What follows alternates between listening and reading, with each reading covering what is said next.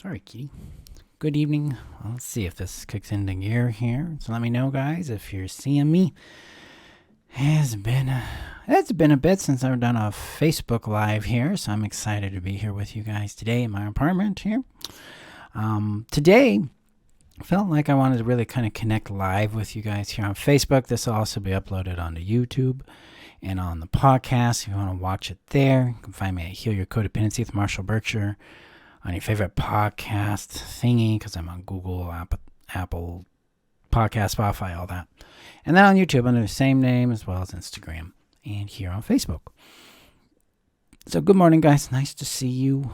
Let's jump in here. So today I wanted to connect with you, do a little bit of a live here, and talk about the layers of healing, kind of like how we unmask from our codependency, how our programming falls away, and then we connect with our sobriety in that experience, and we get a deeper clarity within to ourselves and within our relationships, within our life, right? And I'll talk about how we navigate this, because it can be pretty intense. I can say hi to Shelby there. It's my kitty. She's just hanging out. Let me know that you're watching in the comments below so I can say hi to you as well. So, yeah. Okay.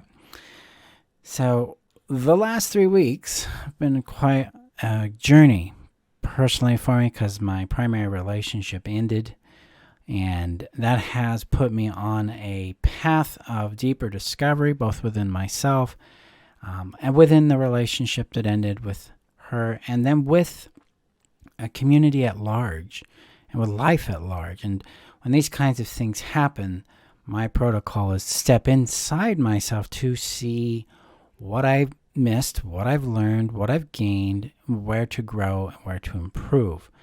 And that's part of this discovery of layers. So what do I mean by a layer? So in codependency, we have to build up a coping habit in order to connect with life, in order to navigate life, to maintain some sense of connection with someone else, some sense of safety, some sense of worth or purpose or power in our life. So these coping mechanisms kick into gear, and that can involve ignoring things, like ignoring pain, ignoring things that feel off to us. It can involve choosing things that feel good, that make sense, but don't actually work well for us. It can be avoiding things entirely.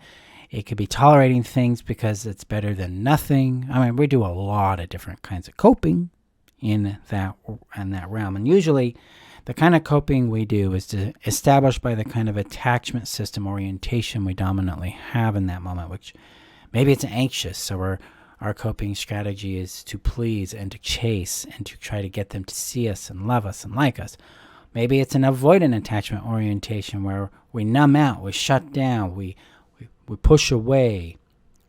We don't engage with that intensity or that emotion or that situation or that sense or the feedback that's going on there, right? And maybe it's both. I'm both. Dominantly right now, the scale would be tilted towards avoidance. So I lean into it. So I'm more in that center of connection there. Hey, Frank, good to see you.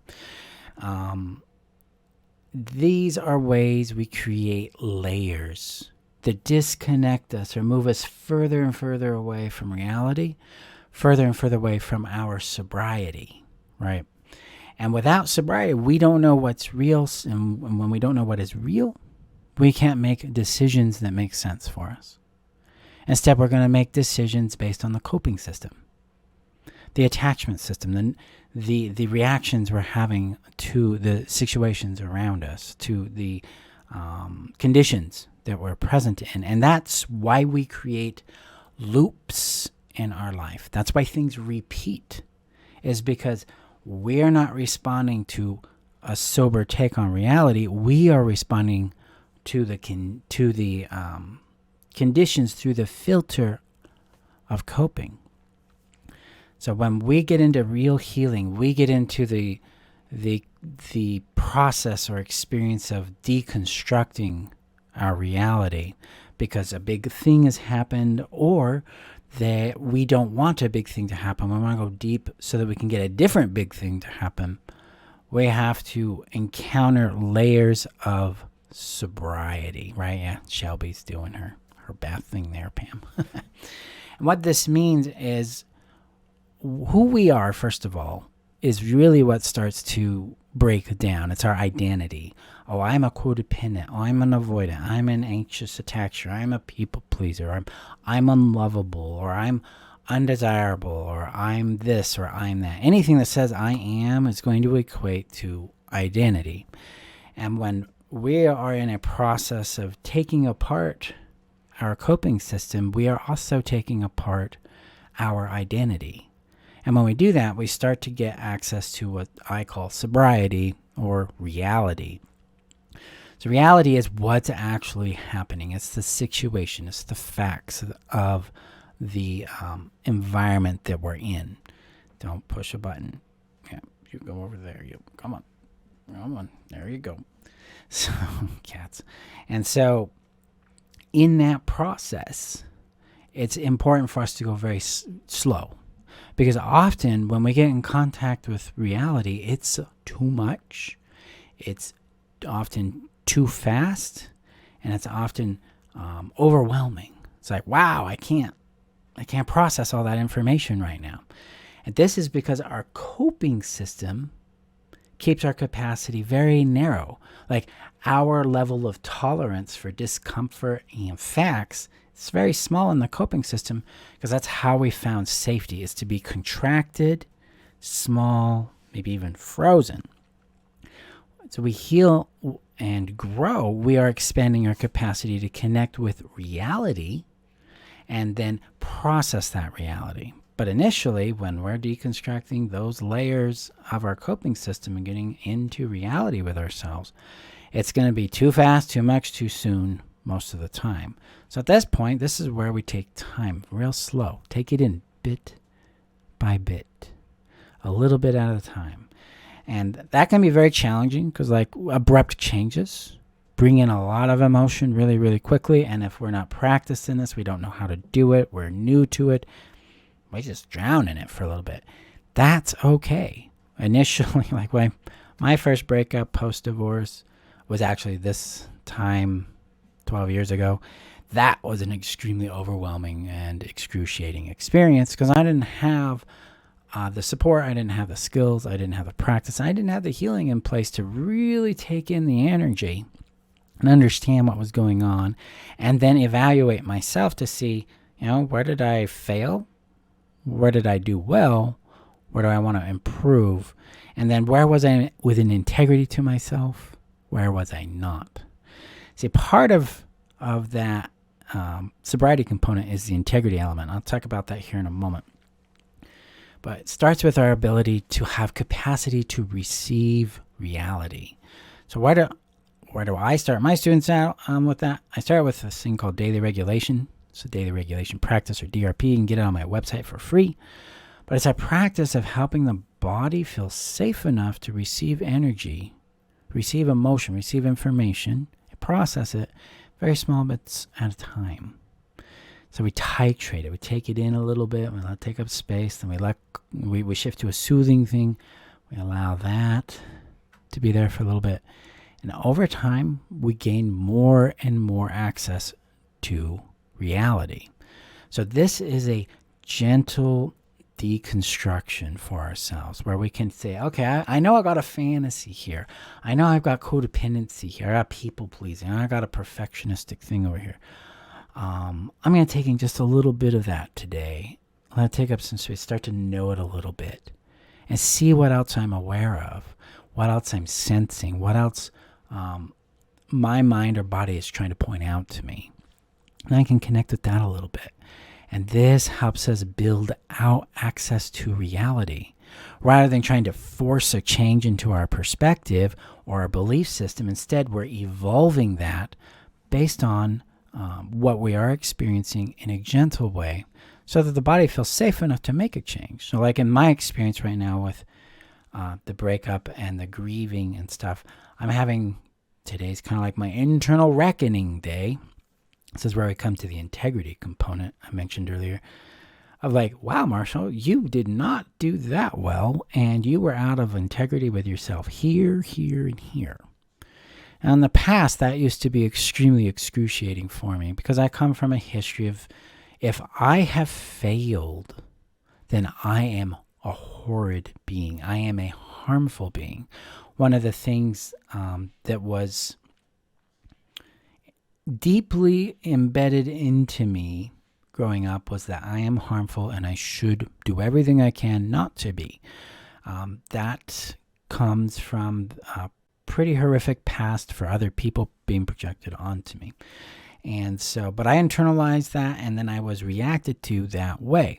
So when I fail, when I do something that hurts someone else that I am not aware of that I am doing, that is a very big activation in my body. So I've done a lot of work around that so I could have the capacity to receive the feedback and then the internal accountability, the integrity to go, wow, yeah, that was off. The beauty with this approach is, at least in my work, there's no more shame and guilt with this. What there is like, wow, look what I've learned about myself. Now I know what to do differently next time. And I am proud of myself for realizing this, for connecting with it, for understanding it, because now I can do better. Because in my work, I view who I am and my behaviors as separate things, right? I see myself as someone wanting to be very loving, caring, emotionally available, emotionally safe, very connected and invested. Then I've got skill sets I've got to develop, and then I have traumas to resolve, and I've got capacities to build, right? That's where the work is. Because then my expressions, my behaviors, the way I show up in the world can be congruent to my internal reality of who I want to be. That's our work. So when we come to accountability, when we come to integrity with ourselves, it's to say, oh, yeah, I did that. And I want to understand why I did it, so I can understand the motivator, the need behind it. And then I can connect with that, care for the pain that motivated the other behavior, or the neglect that motivated that behavior because I didn't know what else to do. So I can build a different skill and then go out and practice it. That's the magic of our transition here.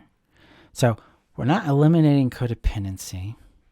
What we're doing is we're taking the lessons we gain by the risks we take and then using those to educate our ability, or educate ourselves on what we need to grow in with our skills, with our character, with our nature. So we're going to be talking about like capacities, what needs to grow there. Like if I'm on my avoidance side of my attachment system, I have a very small capacity for receiving. So I need to lean into expanding, receiving, and build tolerance for that discomfort, but also build space to value love more in me and value my love more so I can share it more. That was a realization that came to me at 4:30 this morning. I'm like, oh, look at that. So I've got that on my list to play with. I look at this as self-discovery. This is something I'm personally very passionate about because I have a desire to really love and be loved, but I got to learn it. I didn't grow up being taught any of this. I've had to learn it all through like therapy and training and experience, and it comes a cost with that. And we have to, in my work, that cost is there's a lot of compassion and care as well. Because, a lot of us, it's kind of like the blind leading the blind until someone opens their eyes and goes, wow, what's that? Let's figure that out. That's how I see it. I'm just kind of like, there's a lot of people out there like me that have been neglected, that don't have a framework of communal relating. Like, I didn't know someone would take the time to orbit my world and understand me and care about my feelings and my priorities in such a way that it deeply mattered to them. I have very rarely felt that in my life. And now I have a model where I do that too, but I don't express it because the avoidance, like, don't do that. That's risky. People have attacked you for it. People think you're weird for doing that. And these are things I am discovering right now in myself.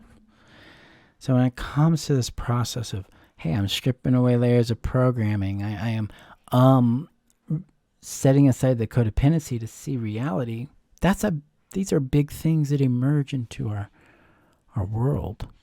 One of the things I want to touch on in this process is self-worth. Most of us live with conditional self-worth, meaning our worth is entangled with some sort of condition outside of us. And in my process, in my work, worth is a sovereign thing. It's an independent of all conditions thing, meaning, yeah, I had a very big impact I didn't want in my previous relationship, or I have failed over here, or I have succeeded in that thing. Doesn't matter to my worth. This is key. See, in relationship, worth, our value, who we are, is all tangled up in that. But when our worth becomes independent of that, it allows us to have a deep compassion and a deep access to our own sovereignty. And in that sovereignty, my own personhood, I can acknowledge what's real for me and better access what I want to change for me so that I can create better impacts in the world. See, when our worth is tied up with our successes, our failures, being loved, being unloved, being accepted, being rejected, then we do not have access to this clarity. What we have access to is shame and guilt governing what we should and shouldn't do. And that leads to perfectionism, that leads to people-pleasing, that leads to avoiding necessary conflicts. That leads us to avoiding the feedback we need to understand our impact and to change that. But self-worth, when it's sovereign, when it's anchored within us, when it is independent of people's approval, people's rejection, people loving us, people hating us, it's felt and rooted in us, then we become alive. Then it's like, well, yeah, that was not aligned with my worth. And now I can feel it, I can sense it, I can identify it, I can change it. That's what we do here. So as we strip away the layers of coping and we allow ourselves the privilege to access a little bit more of our reality, a little bit more of our sobriety, we gain the capacity to change our world in a way that's aligned with this worth, aligned with what speaks to us with joy, with peace, with harmony, with what makes the body open a little more towards its playful self. Because that's where I find life really works for us, is when we're willing to go there, connect with that, and understand that. So I hope this is making some sense. Let me know in the comments below. Hi, Pam. Yes, just cats. Yeah, sobriety and reality, they are our gifts. Like ownership and the consequences our choices and actions create are little teachers. It's our job to receive the lesson and understand it and incorporate it into our world so we can do better. So that's the work here. So that's what I mean by layers. That's what I mean by this experience of connecting deeper with our reality so that we can become more of who we really are and less of the coping experience in our life so we can get more of what we desire. So that's how I navigate. I navigate with care, compassion. I navigate with a rooted sense of worth and in very small bits at a time so that I don't overwhelm my body. I don't overwhelm my mind. I can care for that capacity and receive myself in a loving way. So that's what we do. If you want more assistance in doing this type of thing, I teach that in the Foundations course. And I teach that, you can get that in the Foundations course on my website at healyourcodependency.com. Also, if you want to know more about how I help people unlock themselves from codependency, the link for my free workshop is in the comments below. So you can check that out there. But we have to feel safe to let ourselves experience them. Yes, we do. It's always about safe enough. Am I willing to take the risk to feel into this reality, acknowledge it just for a moment? That's why we do it in those really small bits. So it is safe enough for us to access and process. So there we go, my friends. Thank you for your time. Thank you for your energy today. Go gently with yourself if you're going through a big transition. If you're not, go gently with yourself anyway. And also remember to always go out at least once a day, maybe. Say hi to the sky, pet a cat, hug a dog, drink some water, touch a tree, go for a walk. Connect. So thank you again for being here. I appreciate you. I will see you guys in our next episode. Bye-bye. So thank you for watching this episode. And you want more episodes like this, check out the recommended video above. Make sure you hit that subscribe button. And if you're ready to take the leap and heal your codependency, check out my workshop linked below on how to heal codependency permanently. Then you can understand how I help you restore safety, connection, and worth in your life, and how that liberates you from your codependency and empowers you in creating the relationships, the satisfaction, fulfillment you want in your life. So check that out below. Thank you again for showing up, guys. Bye-bye.